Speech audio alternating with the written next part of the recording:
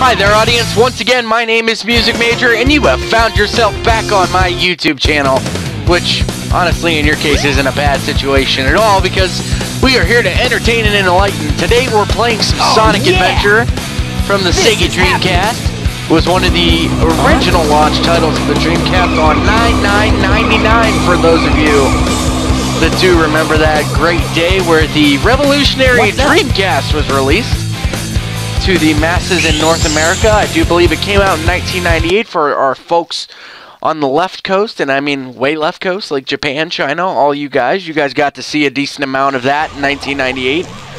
Funny little story to why I'm playing this. I'm kind of on one of those really rare kicks, and with it being Valentine's Day, and obviously I don't have a girlfriend right now, I am unfortunately single, but with one of those things, you know, lock on target, man. Video games has always been something that I've loved. I've been very passionate about them for many years, regardless of what graphics cards, whatever's, you know, regardless of whatever's in the system, I will play it. You know, unfortunately, there's a couple different systems out there that I have that will always seem to have a personal place in my heart. Those three systems would be the N64, the Sony PlayStation 2, and the Sega Dreamcast.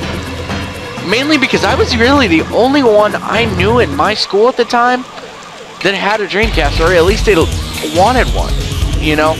And it was a very popular system when it came out because it was following its predecessor, Sega Saturn, which did fairly well for itself, and it was also following the Sega Genesis, which, if you think about it, and I mean, if you sit there and think, you personally, especially YouTube viewer, you probably know somebody that's owned a Dreamcast at one time in their life, so there were very high expectations for this, which I can see why, because it is a fantastic, you know, system. It was just kind of it came out at the wrong time, I think. Hey, you know, because I'll play with you some other time. From at least what I know about it, it was a 64-bit system that came out at the wrong time. You had the stronger, what am I thinking? The stronger PlayStation 2 that came out, and a lot of people, come on, you big drip, you know, where you going? Just left it and abandoned it. You know, so I don't know why, but it was a fun system, and I had it, and I got it. I remember it perfectly. You know, I was sitting there waiting. I had a babysitter looking after me. I was 9 years old at the time. I couldn't really be self-sustaining at the time.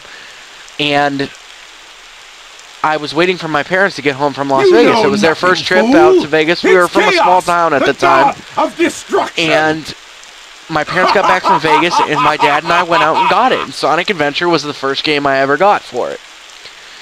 Played it, enjoyed it, had a great time with it. My dad was very savvy with business, and told me you know, we had a discussion in the car. He said, "Son, we got something to talk about." He said, "You might need to get an N64 again," because he saw that Sega stock was plummeting as a result of the PS2, all that other stuff coming out, you know. So it was kind of sad, and I got rid of it, and then I got to college, and I bought one again in 2010, or it might have been 2011. No, it was 2010, and I played it, kind of put it away a little bit, then got into this YouTube business, and I figured, hey, you know what, it'd probably be fun to play for the guys and gals that seem to watch my videos, so it's pretty awesome.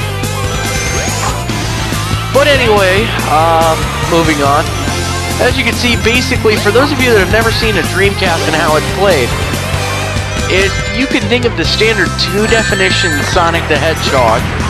They wanted to adapt everything to 3D, which was fantastic. A lot of people really enjoyed this game. If you talk to anybody who actually had a Dreamcast at the time, everybody was fairly crazy about this Sonic Adventure game. Which, with good reason. You know, it was very well done. And for the time, if you go back, this is cutting edge in 1999.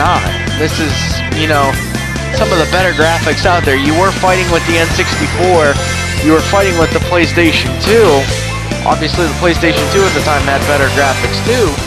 But you know, there were a lot of different things, but a lot of people really enjoyed this system. And the cool part about it too was it kind of emphasized gaming on the go to an extent, because the memory card for the system was not what you're typically used to nowadays.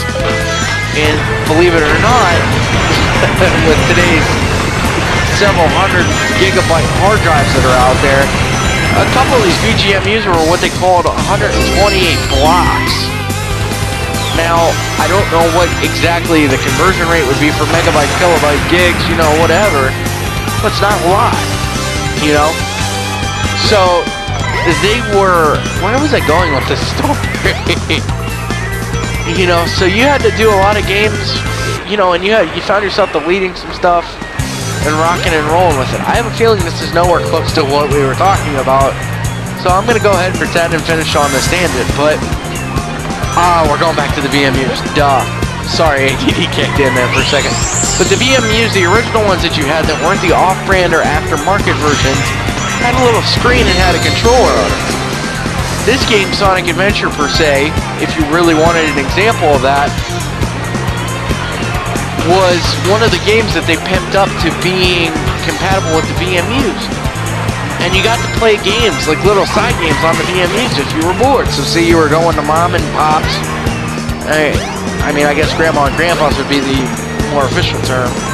Say you were going to Grandma and Grandpa's and saying you were getting a little bored in the back of the car, you could play with these little creatures that they have. I believe they were called the Jai or something like that in this game. And they were almost similar to a Tamagotchi, so you could feed them, you could take care of them, you could do whatever you needed to make sure that they were happy and they were self-sustaining.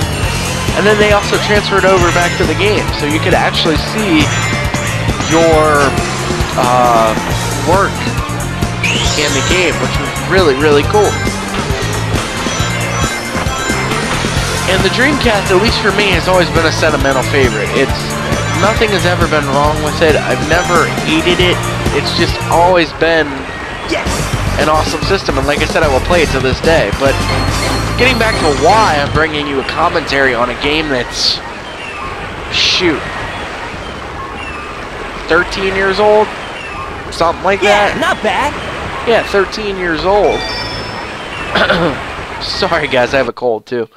But I went out with JBahr. You can see his videos at JBahr Gaming. You're welcome, buddy.